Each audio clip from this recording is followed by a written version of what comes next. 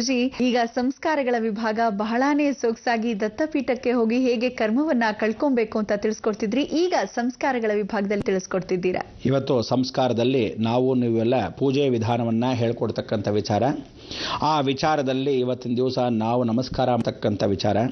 ಈ ನಮಸ್ಕಾರದಲ್ಲಿ ನೀವು ಎಲ್ಲ ಏನೆಲ್ಲ ವಿಚಾರವನ್ನು ಮಾಡ್ತೀವಿ ಅಂದರೆ ಶಿವ ದೀಪೋತ್ಸವನ. ಈ ಶಿವ ದೀಪೋತ್ಸವವನ್ನು ಆಚರಿಸೋ ಸಮಯದಲ್ಲಿ ಸಾಯಂಕಾಲ ದೀಪೋತ್ಸವನ್ನ ಈಶ್ವರನ ಮೇಲೆ ಅಂತೀವಿ. ಕೇದಾರನಾಥವನ್ನ ದರ್ಶನವನ್ನ ಮಾಡ್ತಕ್ಕಂಥ ಅವಕಾಶ ಅಂತೀವಿ. ಈಶ್ವರನ 12 ಜ್ಯೋತಿನ ದರ್ಶನ ಅಂತೀವಿ. ಅದು ಹೇಗೆ ಅಂದರೆ, ತಲೆಯ ಮೇಲೆ ನಾವು ಒಂದು ದೀಪವನ್ನು ಇಟ್ಕೊಂಡು ದೇವರಿಗೆ ಆರತಿಯನ್ನು ಮಾಡಬೇಕು, ಕೈಗಳಲ್ಲಿ ಅಂಗಗಳಲ್ಲಿ ಅಂತೀವಿ. ಮಾಡೋರು ಸಾಧಾರಣವಾಗಿ ಮಾಡಬೇಕು ಅಂತ ಹೇಳ್ತಾರೆ. ಹಾಗಿಂತ ಶಿರಸ್ಸಿನ ಮೇಲೆ ಮುಂಡ ಪ್ರದಾನ ಅಂತ ಕರಿತೀವಿ. ಆ ಕೆಲವರು ಏನು ಮಾಡ್ತಾರೆ, ಮುಂಡವನ್ನ ವಿಶೇಷವಾಗಿ ಶೌಚಾಲಯ ಅನುಗ್ರಹವನ್ನ ಪರಿವರ್ತನಾ ಸ್ವರೂಪಕ್ಕೆ ಪ್ರಾರ್ಥನೆ ಮಾಡ್ಕೊತಾರೆ. ಅಂದರೆ ಎಲ್ಲರೂ ಚೌಲವನ್ನ ಮಾಡಿಸ್ಕೊಂಡು ಶಿರಸ್ಸಿನ ಮೇಲೆ ವಿಶೇಷವಾಗಿ ದರ್ಪಣ ಅಂದರೆ ಒಂದು ಕನ್ನಡಿಯನ್ನಿಟ್ಟು ಅದರ ಮೇಲೆ ದೀಪವನ್ನಿಟ್ಟು ಆರತಿಯನ್ನ ಹೀಗೆ ಮುಂಡದಲ್ಲೇ ಮಾಡಬೇಕು ಅಂತ ಹೇಳಿ, ಅದಕ್ಕೆ ಆ ಮುಂಡದಲ್ಲೇ ಮಾಡ್ತಕ್ಕಂಥ ವಿಶೇಷವಾಗಿರತಕ್ಕಂಥ ಪಿಂಡಾಂತರ ಈ ಒಂದು ಬ್ರಹ್ಮಪಿಂಡ. ಅದಕ್ಕೆ ಅಂಡ ಪಿಂಡ ಬ್ರಹ್ಮಾಂಡ ಅಂತ ಕರಿತೀವಿ.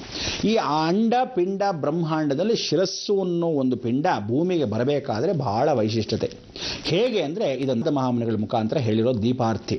ಇದನ್ನು ಈಶ್ವರನಿಗೆ ಮಾಡಿದ್ರೆ ಬಹಳ ಶ್ರೇಷ್ಠತೆ ಈ ಶಿವದೀಪೋತ್ಸವಂದು. ಅದಕ್ಕೆ ಸಾಕ್ಷಾತ್ ಈಶ್ವರ ನೆತ್ತಿ ಮೇಲೆ ಒಂದು ದೀಪವನ್ನು ಇಡ್ತಾರೆ, ಈಶ್ವರನ ತಲೆಯ ಮೇಲೆ ಒಂದು ದೀಪವನ್ನು ಇಡ್ತಾರೆ, ಋಷಿಗಳು ತನ್ನ ತಲೆಯ ಮೇಲೆ ಒಂದು ದೀಪವನ್ನು ಇಟ್ಕೊತಾರೆ, ಎಷ್ಟೋ ಜನ ಯತಿಗಳ ಮೇಲೆ ದೀಪವನ್ನು ಇಟ್ಕೊಂಡು ಆರತಿಯನ್ನು ಬೆಳಗ್ತಾರೆ. ಇದು ಹೇಗೆ ಅಂತ ಕೇದಾರಲ್ಲಿ ಇವತ್ತಿನ ದಿವಸಕ್ಕೆ ಸಾಕ್ಷಿ ರೂಪ. ಅದಕ್ಕೆ ತೋರ್ಸಕ್ಕೆ ಮೊದಲು ನಿಮಗೆ ವಿಚಾರ ತಿಳಿಸ್ತಾ ಇದ್ದೀನಿ. ಏನು ಅಂದರೆ, ಈ ಈಶ್ವರನ ಪೂಜೆ ಪುನಸ್ಕಾರವನ್ನ ಮನೆಯಲ್ಲೇ ಮಾಡ್ಕೊಳ್ಳೋದಾಗ್ಲಿ, ಮನೆಯಿಂದ ಹೊರಗಡೆ ಮಾಡ್ಕೊಳ್ಳೋದಾಗ್ಲಿ ಅಂತಲ್ಲ. ಮನಸ್ಸಲ್ಲೇ ಏನು ಹೇಳುತ್ತೆ, ಒಂದು ಸಲ ನಾರದ ಮಹಾಮುನಿಗಳು ಬ್ರಹ್ಮ ವಿಷ್ಣು ಮಹೇಶ್ವರನಿಗೆ ವಿಚಾರಪೂರ್ವಕವಾಗಿ ಆ ಮುಂಡವನ್ನು ನೋಡ್ತಾನೆ. ಭೂಲೋಕಕ್ಕೆ ಬಂದು ಆ ನೋಡಿದಾಗ ಮುಂಡ ಎಲ್ಲಿರುತ್ತೆ ಅಂದರೆ ಸಮುದ್ರದ ತೀರ ಸಿಗುತ್ತೆ. ಇದರ ಮೇಲೆ ಬ್ರಹ್ಮ ಹಣೆ ಬರೆದಿದ್ದಾನೆ. ಏನಂತ ಬರೆದಿದ್ದಾನೆ, ಈ ಮುಂಡ ವಿಶೇಷವಾಗಿರ್ತಕ್ಕಂಥ ತ್ರಿಲೋಕ ಸಂಚಾರವನ್ನು ಮಾಡುತ್ತೆ. ಆಗ ಬ್ರಹ್ಮಲೋಕಕ್ಕೆ ಹೋಗ್ತಾನೆ ನಾರದ, ತಂದೆ ಎಂತ ಕೆಲಸ ಮಾಡಿ, ನೀನು ಮಾನಸ ಪುತ್ರನಾಗಿರ್ತಕ್ಕಂಥ ನಾನು ಇದನ್ನ ಓದಬಲ್ಲೆ, ಆದರೆ ನೋಡಿದಾಗ ಏನು ಬರೆದಿದೆಯಾ ಅಂದರೆ, ಈ ಮುಂಡ ಹೋಗ್ಬಿಟ್ಟು ಇಡೀ ತ್ರಿಲೋಕ ಸಂಚಾರ ಮಾಡುತ್ತೆ ಅಂತೆಲ್ಲ ತಲೆ ಇದೆಯಾ ನಿನಗೆ ಅಂತಾನೆ. ಅಯ್ಯೋ ನನಗೆ ಗೊತ್ತಾಗ್ತಾ ಇಲ್ಲ, ಮಹಾವಿಷ್ಣು ಹತ್ರ ಕೇಳ್ಕೊ ಅಂತಾನೆ. ಆಯಿತು ಅಂತ ಮಹಾವಿಷ್ಣು ಹತ್ರ ಹೋಗ್ತಾನೆ. ಮಹಾವಿಷ್ಣು ಹತ್ರ ಹೋಗ್ಬಿಟ್ಟು, ತಾತ ಏನಪ್ಪ ಇದು, ನಮ್ಮ ತಂದೆ ಬರೆದಿಟ್ಟಿರೋದು ಸರಿನೇ, ಈ ರೀತಿ ಹೇಳಿದಾನೆ ಅಂತ. ನನಗೆ ಗೊತ್ತಾಗ್ತಾ ಇಲ್ಲ, ಕಾಲಚಕ್ರ ಹೇಗಿದೆಯೋನೋ. ಪರಮೇಶ್ವರ ಲಯಕರ್ತ, ಯಾಕೆಂದ್ರೆ ಅವನ ಮುಖಾಂತರವೇ ಯಾವ ಕಾಲಕ್ಕೂ ಸೃಷ್ಟಿ ಪರಿಪಾಲನೆ ಮಾಡೋ ಬ್ರಹ್ಮನಿಗಿಂತ ಪರಿಪಾಲನೆ ಮಾಡೋ ನನಗಿಂತ ಲಯಕರ್ತ ಕರ್ಕೊಂಡು ಹೋದವನು ಮುಖ್ಯ ಅಲ್ವೇ. ಅದಕ್ಕೆ ಯಾತಕ್ಕೆ ಕರ್ಕೊಂಡು ಹೋದ, ಆ ಕರ್ಕೊಂಡು ಹೋದವನು ಮೋಕ್ಷ ಏನು, ಆ ಕರ್ಮ ಹೇಗೆ ಕಳ್ಕೊಳ್ಳೋದು ಗೊತ್ತಿಲ್ಲ, ಪರಮೇಶ್ವರ ಹತ್ರ ಕೇಳು ಅಂತಾನೆ. ಆಗ ಅವನು ಪರಮೇಶ್ವರನ ಹತ್ರ ಹೋಗಿ ಕ್ಷಮಾಪಣೆಯನ್ನು ಕೇಳ್ಕೊಂಡು ಸ್ಮರಣೆ ಮಾಡಿಕೊಂಡು, ಪರಮಾತ್ಮ ನೀನು ಏನೂ ಬೇಜಾರು ಮಾಡ್ಕೋಬೇಡ, ಸಾಯಿಸಿದ್ದೇನೋ ಸಾಯ್ಬಿಟ್ಟೆ, ಮೃತ್ಯುನೋ ಬಂದ್ಬಿಡ್ತು, ಪ್ರಳಯವಂತೂ ಆಗೋಯ್ತು, ಆದರೆ ಈ ಮುಂಡವನ್ನ ತ್ರಿಲೋಕ ಸಂಚಾರ ಅಂತ ಬ್ರಹ್ಮ ಬರ್ದೇನಂತ. ಅಯ್ಯೋ ಪೆದ್ದೆ, ಏನು ಅನ್ಕೊಂಡಿದ್ಯಾ ನೀನು, 3 ಲೋಕಕ್ಕೆ ತಂದಿಲ್ವೇನಯ್ಯ, ನಿಮ್ಮ ಲೋಕಕ್ಕೂ ಹೋದೆ, ನಿಮ್ಮ ತಾತನ ಲೋಕಕ್ಕೂ ಹೋದೆ, ನನ್ನ ಲೋಕಕ್ಕೂ ಬಂದಿಲ್ವಾ, ಮುಂಡ ತ್ರಿಲೋಕ ಸಂಚಾರ ಮಾಡಿಲ್ವಾ ಅಂತಾನೆ. ಆದರೆ ನನ್ನ ಮುಖಾಂತರ ಅಂತ ಬರ್ದಿಲ್ವಲ್ಲ ಅಂದರೆ, ಯಾರ ಮುಖಾಂತರ ಅಂತ ಬರಿದೇ ಇರೋದೇ ಜೀವರಹಸ್ಯ. ಕಾಲಾಯ ತಸ್ಮೇ ನಮಃ ಅಂತ ಈ ಬರ್ದಿರೋದು ನಿಜ, ಕಾರಣ ಮಾತ್ರ ಹೇಳೋ ಹಾಗಿಲ್ಲ, ಅದು ನನ್ನ ವಿಶೇಷ ಅಂತಾನೆ. ಅದಕ್ಕೆ ಲಯಕರ್ತನಾಗಿರ್ತಕ್ಕಂಥ ಪರಮೇಶ್ವರನಿಗೆ ಆ ಮುಂಡ ಆರತಿ ಅಂತಕ್ಕಂಥದ್ದು ಇವತ್ತಿಗೂ ಕಾಶಿ ಕ್ಷೇತ್ರದಲ್ಲಿ 12 ಜ್ಯೋತಿರ್ಲಿಂಗ ಕ್ಷೇತ್ರದಲ್ಲಿ ಇವತ್ತಿನ ಕೇದಾರ ಕ್ಷೇತ್ರದಲ್ಲಿ ಮಾಡ್ತಾರೆ. ಅದು ಹೇಗೆ ಎತ್ತ ಅಂತ ಈ ದರ್ಶನವನ್ನು ಮಾಡಿ ತದನಂತರ ಮಂಗಳವನ್ನು ಹಾಡೋಣ. ಬನ್ನಿ ವೀಕ್ಷಕರೇ.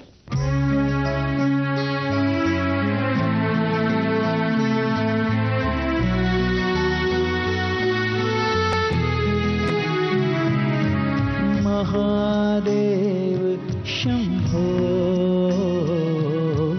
महादेव शंभो, हर हर महादेव शंभो,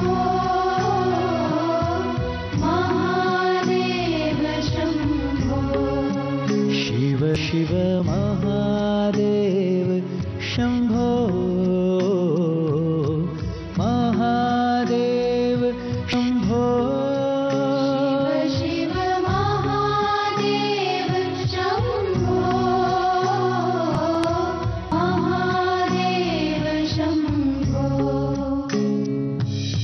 जय जय शिव शंभो, जय जय शिव शंभो, जय जय शिव शंभो, जय जय शम्भो जय जय शिव शम्भो जय जय शिव शम्भो जय जय शिव शम्भो जय जय शिव शम्भो महादेव शम्भो महादेव शम्भो हर हर महादेव शम्भो महादेव शम्भो शिव शिव महादेव शम्भो महादेव शम्भो शिव शिव महादेव शम्भो महादेव शम्भो जय जय शिव शम्भो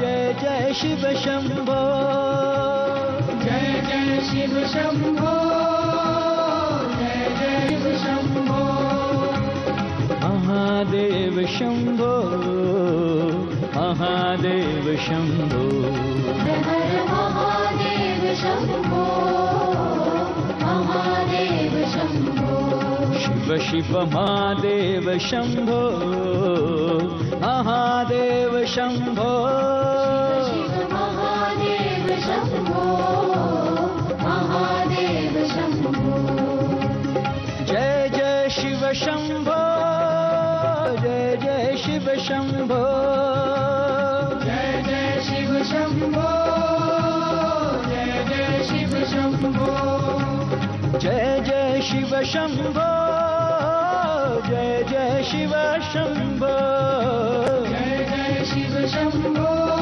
जय जय शिव शम्भो जय जय शिव शम्भो जय जय शिव शम्भो जय जय शिव शम्भो जय जय शिव शम्भो जय जय शिव शम्भो जय जय शिव शम्भो जय जय शिव शम्भो जय जय शिव शम्भो ಬಹಳ ಸಂತೋಷ ವೀಕ್ಷಕರೇ. ಇಂಥ ಒಂದು ಆರತಿನ ತಾವೆಲ್ಲ ಮಾಡಿ ಕೇದಾರ ಪರಮೇಶ್ವರನ ಕೃಪಾ ಕಟಾಕ್ಷ ಕೇದಾರ ಗುರುಗಳ ಮುಖಾಂತರನೇ ಆಯಿತು. ನಿಮ್ಮೆಲ್ಲರ ಜೀವನ ಇದೇ ರೀತಿ ಹರ್ಷದಿಂದ ಇದ್ಲಿ ಅಂತ ಗುರು ಅನುಗ್ರಹ ಮುಖೇನವಾಗಿ ದೇವದರ್ಶಿ ಅಂತ ಈ ಗುರುವಾರದಲ್ಲಿ ನಿಮ್ಮೆಲ್ಲರಿಗೂ ಜ್ಞಾನೋದಯವಾಗಲಿ. ನಾಳೆ ದತ್ತ ಜಯಂತಿಗೆ ದತ್ತ ಚರಿತ್ರೆಯನ್ನು ಓದ್ತಕ್ಕಂಥ ವಿಚಾರದಲ್ಲಿ ಎಲ್ಲರೂ ಇವತ್ತೇ ಹೋಗಿ ದತ್ತ ಪುಸ್ತಕಗಳನ್ನು ದತ್ತ ಚರಿತ್ರೆಗಳನ್ನ ತಂದು ಮನೇಲಿ ಇಟ್ಕೊಳ್ಳಿ. ತದನಂತರ ನಾಳೆ ಏನು ಮಾಡಬೇಕು ಅಂತ ನಾನು ಹೇಳ್ತೀನಿ. ಏನು ಹೇಳಬೇಕು ಇವತ್ತು? ಲೋಕ ಸಮಸ್ತ ಸುಖಿನೋ ಭವಂತು, ಸನ್ಮಂಗಳ ಅನ್ನುವಂತು.